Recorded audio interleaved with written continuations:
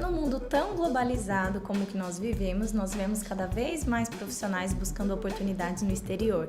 E por isso, nesse vídeo, eu vou te trazer algumas dicas do que você pode pensar e considerar na elaboração do seu currículo para deixá-lo um pouquinho mais estratégico e aumentar as suas chances de conquistar uma vaga no exterior.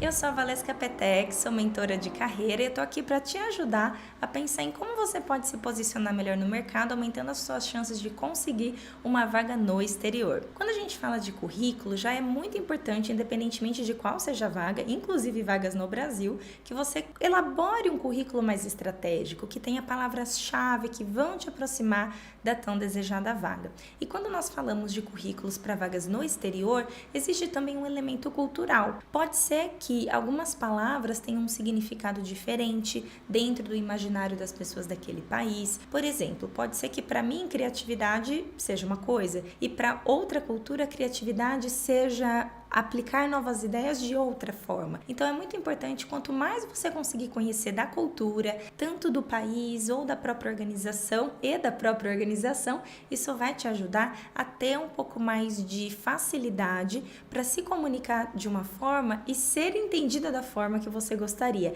evitar essas falhas de comunicação. E assim como em vagas no Brasil, é muito importante entender qual é a cultura da empresa que você está se candidatando para saber quais são os aspectos que essa empresa valoriza, quais são as habilidades mais importantes para aquele cargo e sempre lembrando desse elemento cultural. Um exemplo fundamental de como essa questão cultural pode impactar nas suas decisões de como se posicionar ali no seu currículo é você entender, por exemplo, se naquela cultura, naquela organização se valoriza muito o embasamento técnico e teórico, até titulações, então eu já destacaria, colocaria lá nas primeiras sessões do currículo a sua formação acadêmica. Se você tem um título de mestre ou de doutor, especialmente, isso pode ser especialmente importante para algumas organizações. Enquanto no Brasil, dependendo da vaga e da organização, esse fator pode ser um pouco menos importante. Em algumas organizações, isso acaba sendo até básico, né? Então, pela experiência que eu tive conversando com profissionais na Europa, percebo que, por exemplo, um nível de mestrado para algumas profissões parece algo até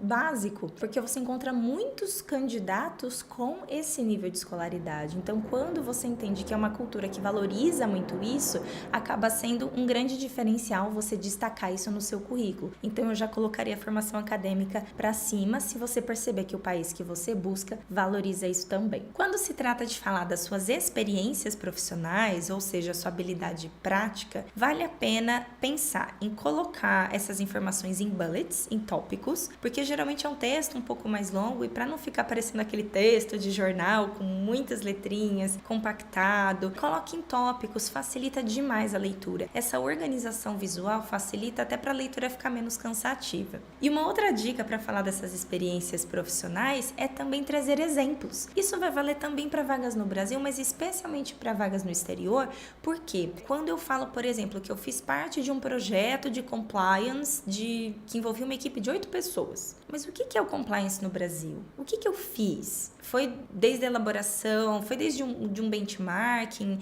eu tive auxílio de uma empresa terceira, como é que foi esse processo? Então, eu contar um pouco mais sobre como foi, de novo, não precisa ser um textão, mas explicar um pouquinho mais sobre como foi essa experiência facilita para que alguém que não vive a nossa realidade consiga ter uma ideia de como isso foi desenvolvido. Então, como que funciona a logística aqui no Brasil? Será que dentro da logística você lidou com alguns softwares? Que software foi esse? E se for o mesmo software que essa empresa usa, talvez isso já seja um ponto em comum. Então é muito legal trazer esses exemplos, trazendo referências para contar sobre as suas experiências profissionais, mas com algo mais concreto que facilite para que um recrutador que não te conhece e também talvez nem conheça o seu país tenha essa referência do que realmente você fez na prática. Ao falar sobre a sua educação, formação acadêmica, é muito importante colocar alguns tópicos. Primeiro, fale sobre o título do seu curso de graduação, o título do seu mestrado ou pós-graduação, especialização, doutorado. mestrado? É mestrado em o quê? Essa é a informação mais importante. Às vezes, até aqui no Brasil, nós temos essa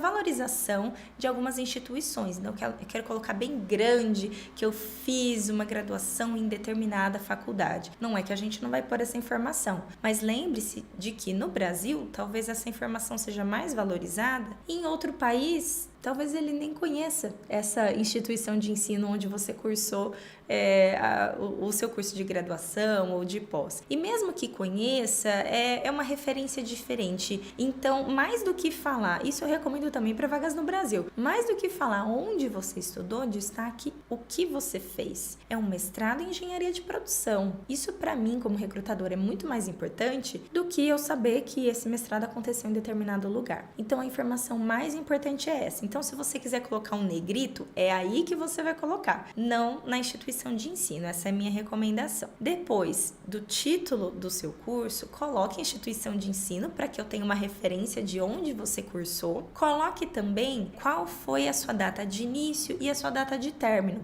Por quê? Geralmente a data de término já é o suficiente, mas imagine que você tenha feito um curso superior tecnólogo, ou era um curso técnico, ou era uma pós-graduação que durou 1 ano, mas tem pós-graduação que dura 2 anos. Então, até no Brasil, a gente geralmente não tem as informações de cabeça, né? Mais ou menos um curso de engenharia dura tantos anos, mas eu não sei, será que no Brasil é assim? Será que lá é menos tempo? Então é importante dar informações. Você pode ou colocar carga horária, mas como são cursos muito longos, às vezes fica difícil, falar, nossa, não sei quantas 1000 horas e como é que eu calculo isso, né, em tempo. Então, para facilitar, coloque a sua data de início e data de término, e coloque, não precisa ser a data, o mês e o ano, mas pelo menos o mês e o ano. Eu comecei em fevereiro do ano tal e terminei em dezembro do ano Y. Então, coloque essa informação mais para ter uma referência. Até porque você colocar apenas o ano, eu não sei se você começou no início ou no meio do ano. Isso pode ser relevante. Então, traga essa informação de forma clara. Então, lembrando, coloque o nome do seu curso, a instituição e a data de início e também de término. A seção de idiomas é super importante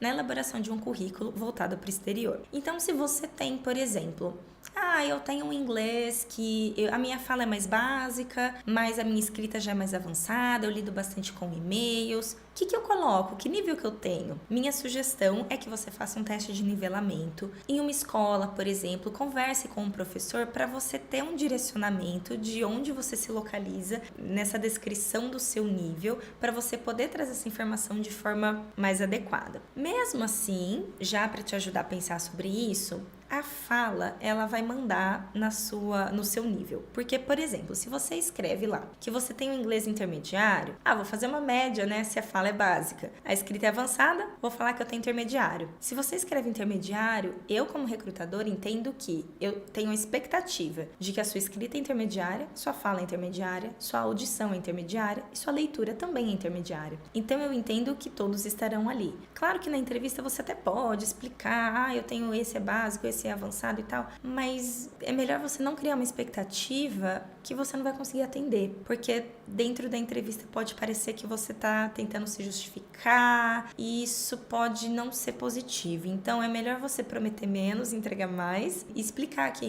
você colocou básico, porque a sua fala é básica, mas para atividades que envolvem a escrita você já tem mais habilidade. Então esse é um dos caminhos, então é muito importante você não prometer mais do que você pode entregar ou não escrever de uma forma que leve a pensar que você tem um nível maior do que você realmente tem, porque pode pegar mal depois, porque vai dar a impressão de que você tentou melhorar ali no currículo, o que não representa a verdade. Então eu já reforço esse primeiro cuidado. Por isso é muito importante na hora de falar dos idiomas escrever o nível. Eu já recebi currículos quando era recrutadora em que a pessoa escrevia inglês e aí você não entende, né, que nível que essa pessoa tem, aí eu tenho que ir lá na entrevista perguntar. Mas se eu tenho muitos outros candidatos disponíveis, igualmente qualificados, e eu tenho tempo disponível para conversar com 20 pessoas, E essa é a 21ª, talvez eu deixe ela para depois, porque eu prefiro dedicar meu tempo com alguém que já me trouxe essa certeza. Então, coloque essa informação, não conte com a sorte de que o recrutador vai me perguntar na entrevista. Deixe isso de forma completa. Então, insira essa informação no currículo e de forma honesta. Além de você fazer um teste de nivelamento para entender em que nível você está, você também pode fazer alguns testes. Então, existem alguns como TOEIC, TOEFL, que vão te ajudar. São certificações, né, que vão te dar uma nota oficial de qual é o seu nível naquele idioma. Por exemplo, o inglês. No espanhol, eu não me lembro, eu já ouvi falar de um chamado TEPLE, mas como eu acabei não realizando, então acho que vale entender assim quais são. Até um professor de idiomas pode te orientar sobre qual é o mais indicado, pensando no mercado, né, no país que você está buscando, e quais são os testes mais indicados. Nesse caso, então, é muito importante você considerar a possibilidade, porque para algumas organizações, eu, Valesca, vir aqui afirmar que o meu inglês é avançado, ok, sou eu que estou dizendo, mas é diferente se uma instituição que faz uma certificação renomada internacionalmente afirma que a Valesca tem um nível avançado de inglês e a nota dela é X. Então, isso traz mais credibilidade. Então, se você tiver a possibilidade de fazer um teste como esse, isso ajuda muito, porque é uma nota oficial. Inclusive, se você estiver tentando alguns processos, até para estudos mesmo, de mestrado, doutorado, até graduação também, em países do exterior, que você precise, por exemplo, do inglês, um dos critérios de avaliação vai ser você ter uma certificação como essa. Então, se você tem o plano de estudar no exterior e trabalhar no exterior, talvez valha a pena pesquisar essas possibilidades, e aí no seu currículo você pode escrever, por exemplo, em inglês, nível avançado, e entre parênteses colocar a nota de determinado teste, por exemplo, nota TOEIC, e aí colocar lá a sua nota. Então, esse é um dos caminhos para você trazer mais credibilidade, mostrando que você realmente tem aquela qualificação. E não precisa anexar o certificado da sua certificação, não precisa fazer isso, tá? Durante o processo seletivo, pode ser que o recrutador te peça, né, para enviar esse documento, mas o currículo você só menciona, não precisa enviar esse documento por enquanto. Além do seu currículo, lembre-se de atualizar também o seu perfil lá do LinkedIn. É uma plataforma que não é apenas uma rede social e também não é só um currículo online, é uma mistura dos dois. Então, assim, o LinkedIn é uma plataforma onde você tem acesso a muitos profissionais do mundo todo, e também a empresas, e essas empresas postam vagas por lá e você pode se candidatar. E quando eu conversei com recrutadores de vários países do mundo para entender, né, quais são as diferenças dos processos seletivos do Brasil e também do exterior, para entender qual é a diferença entre um e outro e quais são as similaridades, o LinkedIn foi o principal local para essa busca de emprego. Então, o principal local onde os recrutadores encontram esses candidatos. Existem também os sites oficiais das empresas, né, onde você vai lá, entrar no site, no Trabalhe Conosco, algo nesse sentido, mas também o LinkedIn pode ser uma plataforma bem importante para você se conectar com essas oportunidades. Então, deixe o seu perfil bem preenchido. Todo o trabalho que você vai fazer aqui com o seu currículo, faça também no seu perfil do LinkedIn, preencha as competências, se atente às palavras-chave, observe a descrição da vaga, busque vagas parecidas com as vagas que você quer. Será que, em vez de eu usar essa palavra que eu uso no Brasil, se eu escrever dessa outra forma, que é o sinônimo, mas eu vejo que toda vaga está usando essa palavra aqui, então vou usar ela lá no meu currículo. Então, se atente ao que as empresas estão buscando e olha que dica maravilhosa, ela te conta tudo, porque na descrição da vaga ela te fala o que ela está buscando. Então, observe a descrição da vaga já para se inspirar, tanto para o currículo quanto para o seu perfil lá no LinkedIn. Eu espero que esse vídeo tenha te ajudado a ter um pouco mais de clareza sobre como você consegue se posicionar como profissional pensando em vagas no exterior. Então, atualize o seu currículo, atualize o seu perfil do LinkedIn e me conta aqui nos comentários o que você achou, o que foi novo para você, o que você já sabia e o que você conseguiu implementar. Vai ser um prazer ter aqui os seus comentários e ver o quanto que esse vídeo te ajudou a se desenvolver. E lembra de dar um like aqui no vídeo, compartilhe com os amigos que também estão buscando essas oportunidades. Até mais!